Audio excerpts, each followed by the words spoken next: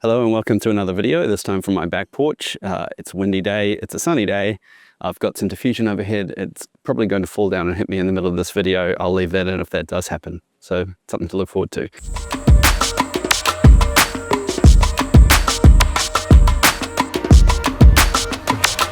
What's in my bag for this US trip?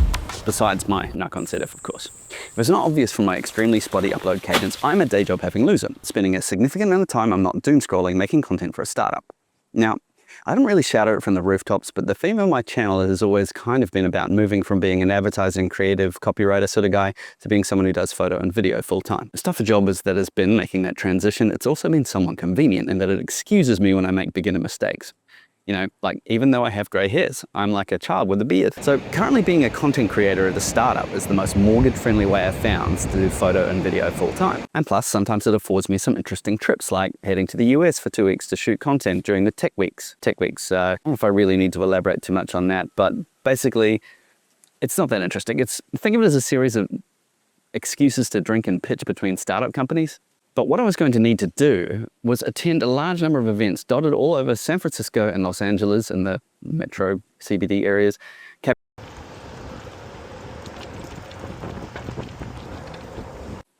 I needed to have everything fit in one bag. In this case, my Peak designed 30-litre everyday backpack, because at events, my camel hump of a think tank bag is just too good at liberating drinks from people's hands whenever I swivel around.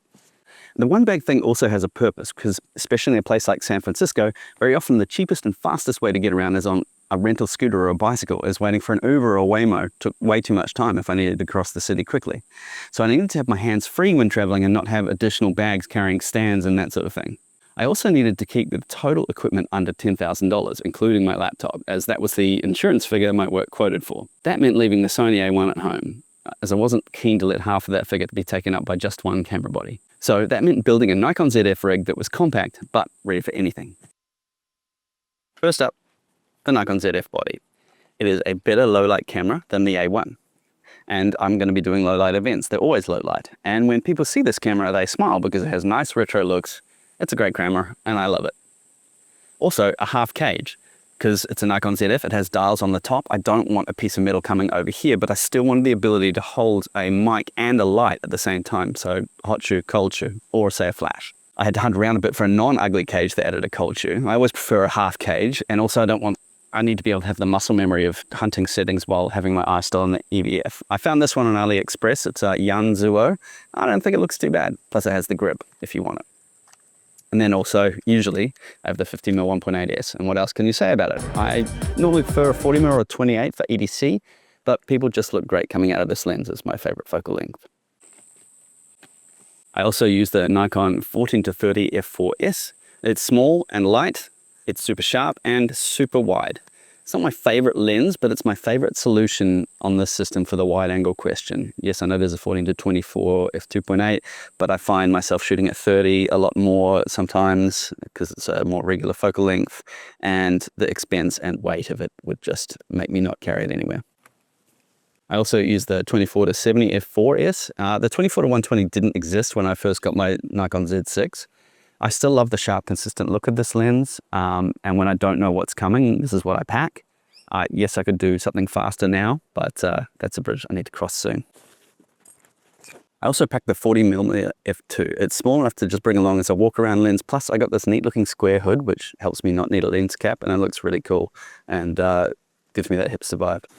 So for longer focal lengths, I was going to bring my Tamron 70-180 f2.8, which I have on Sony E-mount, but I could have a Viltrox adapter and use that pretty much natively, or even a 70-300 if I went in longer focal lengths. But instead, I decided to bring my Sony RX100 Mark VII. This little guy's been with me from so long. It's my normal EDC. I really rate its video, its sharpness, its versatility, reliability. It has a pop-up flash if I want that on-camera flash look. It can be a C cam alongside my next camera that I'm going to be talking about. And I just like it. Plus 24-200, that's a great range. So next up on my list is this pretty game changer of a light for me, the Zhiyun X100. And it is a battery-powered 100-watt LED. Normally I'm using a Godox 60-watt for my standard light carry-around light, but this one is really about the size of a camera body. Basically, in spite of its really annoying power on sequence, it's so useful and small that I just love it and use it for everything. It's got changeable temperature.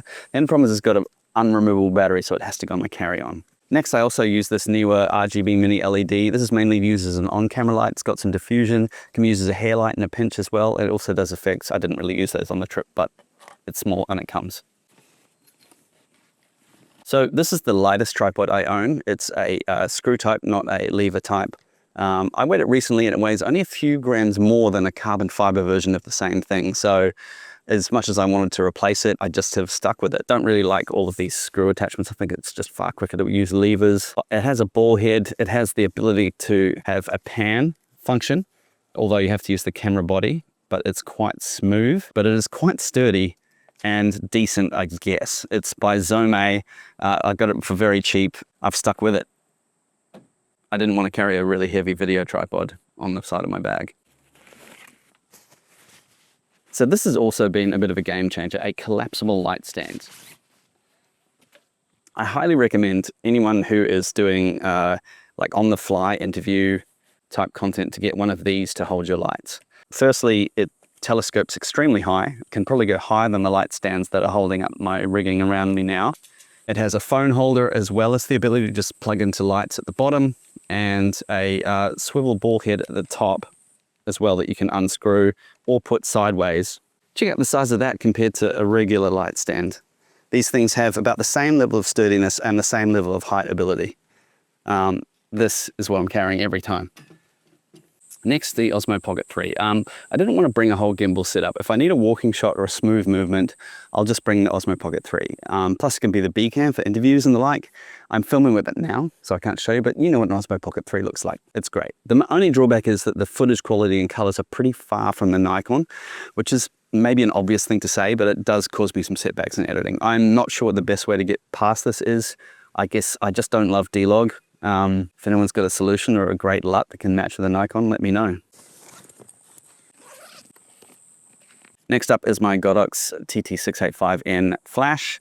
I've got some Velcro diffusion here, and I have this rather bulky, there's now a smaller one, Godox X2TN remote. If I want the on-camera flash, I simply mount it to the hot shoe, put the diffusion on, fire at people's faces, pa-ching, pa-ching. And then if I want sort of a bit more shape to the light, I can put the remote on the body, put this on a GorillaPod, hold it in one hand, and then flash like an old-timey reporter. Next is the Insta360 X4 and a long... Next up is the Insta360 X4 and a long boom pole. I've long talked about loving to get overhead and drone angles when I can't have a drone. Drone laws are not getting better, they're getting worse. I don't even think you can buy new DJI drones in America from now going ahead. And if I don't want to deal with that, or I simply can't deal with it, I have my second option, which is to have this 3 meter long, it extends to 3 meters. I'm not going to do that on camera, this boom pole. And then I attach it to this, hold it over people's heads, swing it around a little bit. And then for a couple of seconds, that works pretty well. I can reframe later. I will also sometimes use that with the Osmo Pocket 3 on the end, if I really want a smooth walking shot, but these will both do in a pinch. Plus it's action cam if I need to mount it to something. I don't know if I mentioned this, the GorillaPod, it's useful for carting around B cams on chair backs or small LEDs. I can fix it to items around the room to make sure I can hold the light or a mic somewhere. I also use the DJI Mic Minis, which again are great for ad hoc interviews due to its quick sync with the Osmo. Plus, because it's magnetized, you can stick it to a fork. And when you're interviewing Zoomers who absolutely need to hold the lab mic, that's really useful there too.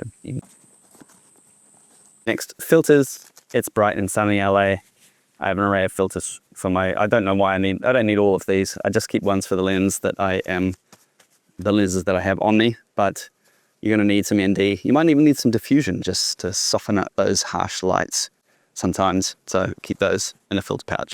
I also have my DJI Air 2S drone. There are better drones, there are smaller drones, but this still has a 1-inch sensor. The same 1-inch sensor, incidentally, that is in the Osmo Pocket 3 and in the Sony RX100 Mark 7. Can you talk about matching there? And it's great, so it comes with me. And if you've got a chance to film a surfing event, you're gonna want one of these.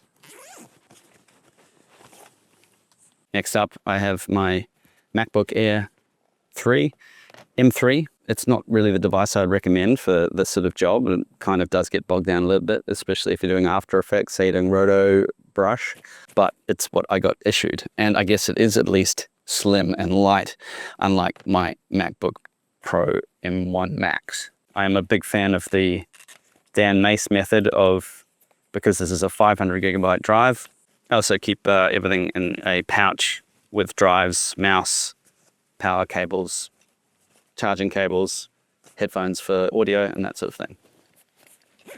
So of everything, the main thing I didn't use as much was the filters, except for the drone, because I shot most video in slow-mo or crank the shutter for stills, and that's good because I find that filters and cleaning them does slow me down, perhaps more than a lot of things. And here's how it looks on my back. Is it heavy? Yes, it's probably nearly 30 kilos. Are there things I could have changed? Sure. But I was just glad to have a full setup that I could take in one bag to every place possible. Is there any suggestions? Should I have done anything differently? Are there things I'm missing? Please let me know in the comments. Anyway, that's it for that video, and I'll see you in the next one.